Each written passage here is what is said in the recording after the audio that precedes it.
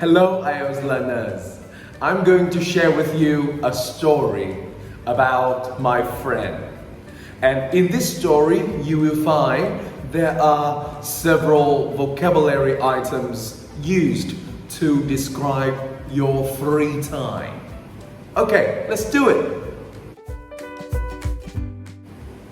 I have a friend, Alex, who is 2 years younger than me. He works as a firefighter who is willing to risk his life to rescue lives and, of course, extinguish fires.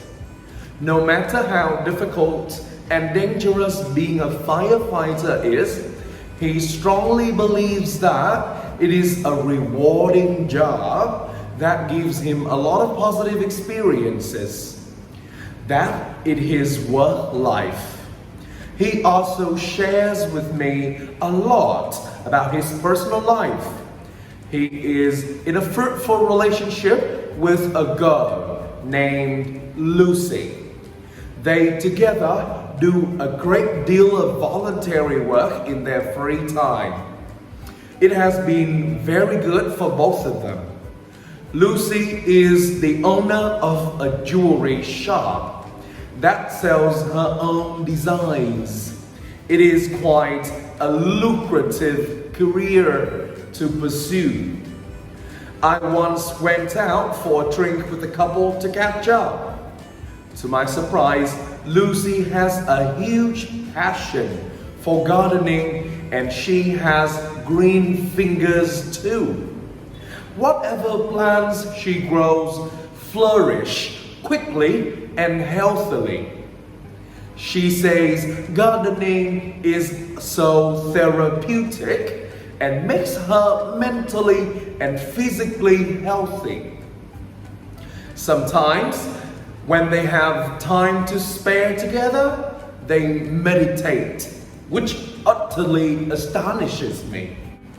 To their minds, meditation is purely relaxing and calming as it reduces the stress level and gives doers a peaceful feeling. Unlike them, I spend 3 evenings a week to work voluntarily as a president of a music club, which is considered time-consuming by a number of my friends. Once Alex took up playing the guitar, but he soon went off it. He didn't want to play the guitar any longer because he didn't have time to practice and his fingers are merely too big for the strings on the guitar. Alex has a little brother who is now a 12th grader. His name is Jack. To be honest, he is the weirdest boy I've ever met in my life, as he spends a great deal of time going to every art gallery he can find. He is really into cultures of different regions and nations.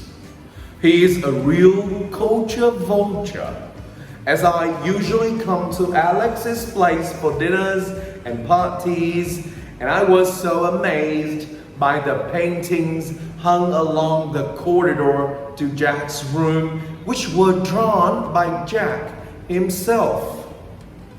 However, he is always humble about his art ability and calls himself an amateur since he does not paint as a job, but a hobby. The talented little brother occasionally locks himself in his room, drawing and painting and listening to instrumental classical music by Mozart or Beethoven or Bach. It's a mistake if I don't mention their parents. It's a bittersweet story. Alex's parents are nice people. They were afraid that Jack and Alex would be couch potatoes who are very physically inactive people.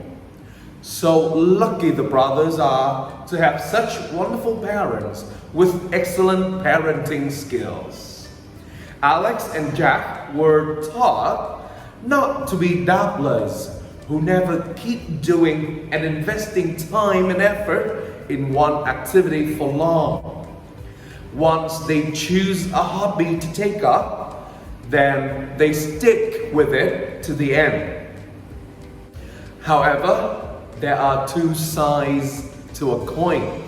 Their family would be happier if the household chores like shopping and mowing the lawn are divided equally among family members. Their parents do all the chores, and as old as they are, they get tired frequently and sometimes mentally unhappy. Speaking of shopping, Alex's mother was a shopaholic who is addicted to shopping, and the finance of the family got worse when she successfully learned how to use Shopee. It seems to double the agony as their father became an alcoholic who is hooked up to alcohol after his time serving in the People's Army for 25 years. Do you believe in miracles? I do. Their parents now have a hectic social life. They have got a full diary as they are keen participants in the local charity that takes care of the homeless in the neighborhood. Now, everything is fine. Their effort to break their own bad habits paid off. Each member of the family takes responsibility to do the housework regularly. No more alcohol or shopping spree. It's a happy ending, isn't it?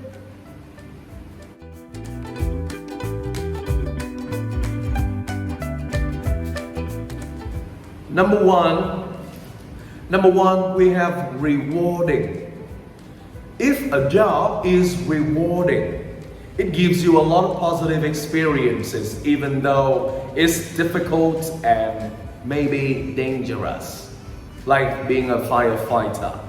Number two, we have the word fruitful. Fruitful relationship means a successful relationship, a meaningful relationship. Fruitful, có nhiều cây trái hay là sai trái ha các bạn. Alright. And the next word is lucrative. If something you do is lucrative, it makes a lot of money. Number four is therapeutic. Therapeutic is a word used to describe an activity that gives you a lot of peace of mind, that makes you mentally happy, that you can feel calm and peaceful at the same time. Therapeutic. For example, you can go swimming. It is really therapeutic. Right. Number five, we have relaxing or calming. If something you do is relaxing or calming, it helps reduce the level of stress you are being under. And number six, we have time consuming. If the activity you do is time consuming, it takes you a lot of time to get it done, to finish the job, okay? And if you take up a hobby, you start doing it. And you went off a hobby, you stopped doing the hobby because you are so bored about it. The next phrase is to be into something. If you say you are into something, for example, I'm really into wrestling, that means I'm enthusiastic about it. I am really fascinated about wrestling, and I'm really excited about wrestling. So when you say you like something very much, you say you are into something, okay? And if you are a culture vulture, you are really into culture. You want to know more about cultures, okay? And an amateur. An amateur is a person who does a hobby just for fun. They do not make money by that hobby, by doing that hobby. An amateur. They are not really professional. An amateur. So, the next piece of language we have locks himself in his room. So, if you lock yourself in the room and, you know, doing the unnamed stuff, that means you don't want to be disturbed by anyone and you want your own private space and time to enjoy yourself. Okay, you lock yourself in the room. There is nothing negative here. And we have the phrase called couch potatoes. If you are couch potatoes, you watch a lot of TV and you are really physically inactive. You don't want to do any physical activities. And you just, you know, binge watch Netflix for like half a day, 12 hours continuously. Next piece of language is to be a dabbler. If you are a dabbler, you don't invest time and effort into one hobby for long. For example, you just do it for a week, and the week after you go off it and you take up another hobby. So you are a dabbler, okay? Kiểu như một cái người mà không có kiên nhẫn để mà làm một cái hobby gì đó cho nó lâu dài, cho nó trở nên xịn sò hơn, mà cứ chơi này một chút thấy nó khó quá cái chơi cái khác. Alright. We have the word chores. Thì everybody knows what chores mean. Chores are work around the house, housework. Okay. Do household chores. Mowing the lawn là mình đi cắt cỏ đó các bạn. Alright, the next word is a shopaholic. So if you are a shopaholic, you are really into shopping and you just want to shop, right? You don't really care about the stuff that you are buying is really necessary or not. You just want to buy it because you like the sense of buying things, okay? You are a shopaholic.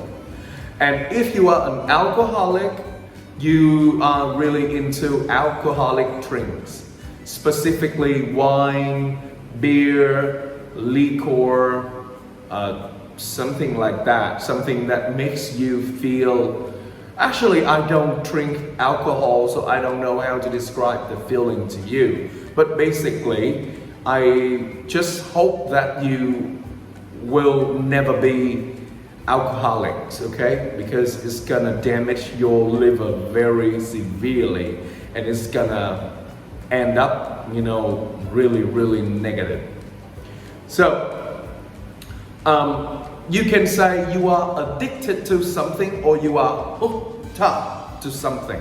You have a full diary. If you have a full diary, you have a very active social life. You go to this club to talk to people, you go to that club to be in charge of a certain project, just like that.